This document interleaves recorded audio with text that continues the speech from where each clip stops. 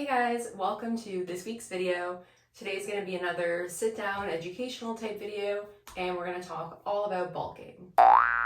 So we're going to cover what it means to go into a bulk, how to start a bulk, who should be bulking, tips for bulking, etc. And of course I'm going through my own bulk right now, so I'm going to be using my own personal experience as an example along the way. So if you're excited to learn about bulking, please give this video a like and subscribe. It would mean the world to me. Now let's get started. So what does it mean to go into a bulk? Well, bulking means increasing the number of calories that you're eating along with doing weight training and applying progressive overload. And of course, progressive overload means increasing the number of reps, sets, or weight of an exercise that you're doing week by week. So who should be bulking and how do you know when it's time to start a bulk? Well, there are a few different factors. So the first factor would be your goals. Typically, the goal of a bulk is to expand your muscles, otherwise known as muscle hypertrophy, and become stronger. So if that's currently your main goal, then bulking could be a great idea. For example, if you went through a reverse diet and you've been maintaining your weight for a while, and now your next goal is that you want to grow, then bulking could be a great next step. But if you're on a weight loss journey, then you'll probably want to wait until you reach your goal weight and then reverse diet back up to your maintenance before you go into a bulk. And if you're currently under eating, then it's best to go into a reverse diet in order to get back up to your true maintenance before you start a bulk.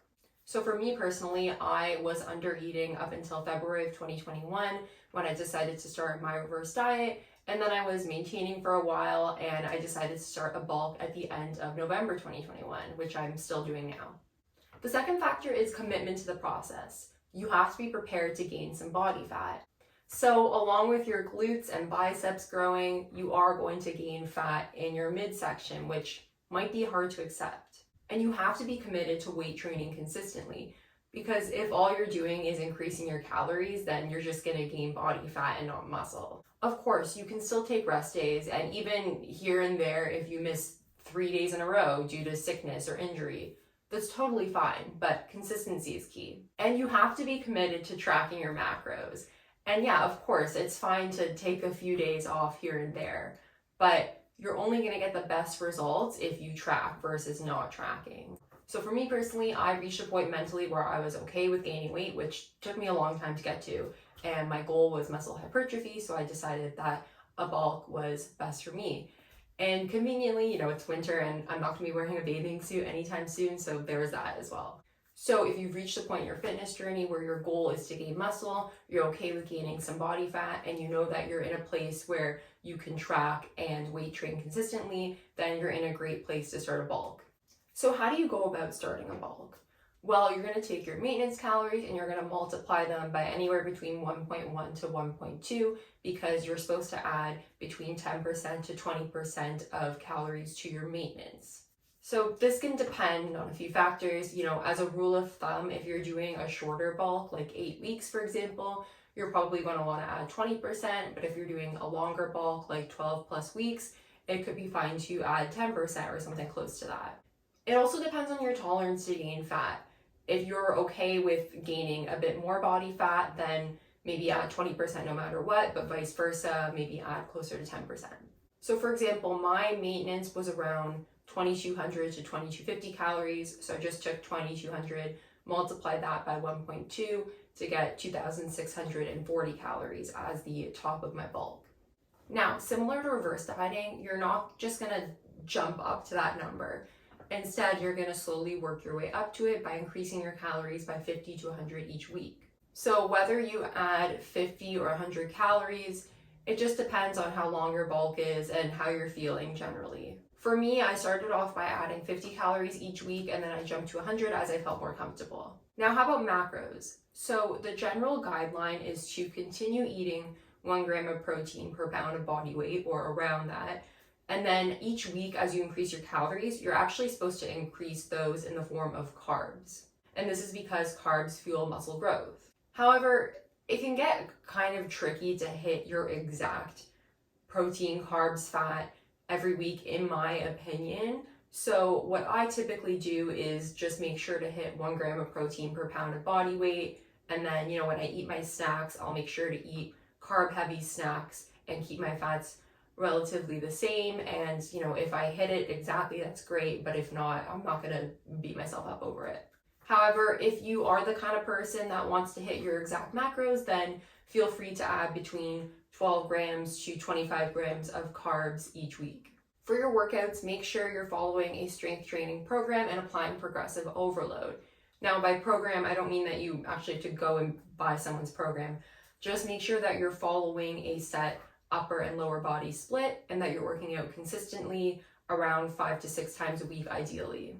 So I personally follow a split where I train upper body 3 times a week and lower body 3 times. For upper body, I alternate between push and pull. For lower body, I do 1 quad focus day and 2 glute focus days. So make sure that week by week you're applying progressive overload, meaning you're increasing the weight, sets, and or reps of each exercise. As you increase your calories, you'll notice that you'll be able to lift a lot more. In my case, heavier than I ever have before. So take advantage of this strength to build your compound lifts. Of course, you're not going to be able to increase your weight every week, but make sure to progress in some form. Like, for example, do an extra rep or 2 of the same weight, or if you can't do a full set of a heavier weight, just do half the set and then drop down to a lighter weight for the other half of the set. I would highly recommend tracking your weight sets and reps on your phone in order to be able to see progress as well as take progress pictures. So how do you know when to stop a bulk? Well, typically you're going in with a plan and a bulking phase will last between 8 to 12 weeks. Again, this can depend on many factors. Some people go into a bulk with the purpose of going into a cut later on, so they want to leave, a certain number of weeks to be able to work their way back down to maintenance before they start that cut and cut in time for summer. If you're not really on a strict timeline and you want to see more growth, you could always go for longer. So one important thing to note is you don't just jump right from a bulk into a cut. Rather, the same way that you worked your way up to a bulk, you slowly work your way back down to maintenance, stay there for around 4 weeks, and then work your way back down to the deficit number. Now, what I'm planning on doing is lowering my calories by 100 each week as opposed to 50, because I do sort of have like a set timeline as to when I want to start cutting and how long I want to be in that cut for. So here's some of my best tips for bulking. Now, a lot of people who bulk find that they have trouble hitting their calorie goal and that they're stuffing their face past the point of feeling full. It's really normal to feel this way, and some days you're going to feel like that. Similar to how in a cut, some days you're going to feel like you don't have enough calories and that you're kind of hungry. I would suggest adding low volume, calorie dense foods to your diet, such as peanut butter or avocado. And don't buy the quote unquote diet versions of some things. Like, for example, if you normally buy the Carb Smart tortillas that are like half the size of a normal one, just buy like a regular flour tortilla. Eat earlier in the day so you have more hours in the day to fit your food in, and even set reminders on your phone to eat snacks if that'll work for you. Don't be afraid to add more fun foods to your diet. I love a Pop-Tart every now and then, for example, Oreos. Another good thing about a bulk is if you go out to eat or get takeout, you don't have to be as meticulous about tracking calories, and you can indulge more often than you usually can on a cut. During a bulk, as I mentioned before, you're going to see gains where you want them, but you're also going to see gains where you don't really want them. For me, it was tough, gaining weight around my midsection and seeing some of my clothes not fit the same way as they did before. I would suggest just staying focused on your goals and knowing that this will all pay off once you cut and see the muscle gain. Take progress pictures so you can visually see the gains that you're making and focus on the positives. And of course, if it makes you feel more comfortable, instead of wearing a sports bra at the gym, just wear a baggy t-shirt when you're not feeling it. Of course, like with any fitness goal, you don't need to be perfect 100% of the time. Some days you're not going to eat enough, and other days you might eat too much. You might take an extra rest day here and there because you're hungover, or you might even have to take 5 days off in a row because you got COVID. In my case, Ontario went on a lockdown earlier this month and closed all the gyms, and they're not opening up again until the 29th. Of course, I'm still thankful to have access to equipment in my parents' basement, but it was limited. I'll admit that, I've been pretty upset that I haven't been able to add weight to my compound lifts, such as back squat or deadlifts. But, I've made it work by adding more reps, more sets, adding pauses with a resistance band at the top of my hip thrusts, etc. Although I am very excited to get into an actual gym again. So that's it for this video, guys. I really hope it was informative and that it motivated you to start a bulk if you're in that stage of your fitness journey. As always, I'll be responding to all comments, so if you have a question that wasn't addressed in this video, be sure to comment down below. And if you enjoyed this video, please give it a like, subscribe, and share it with your friends. It would mean the world to me. See you next week.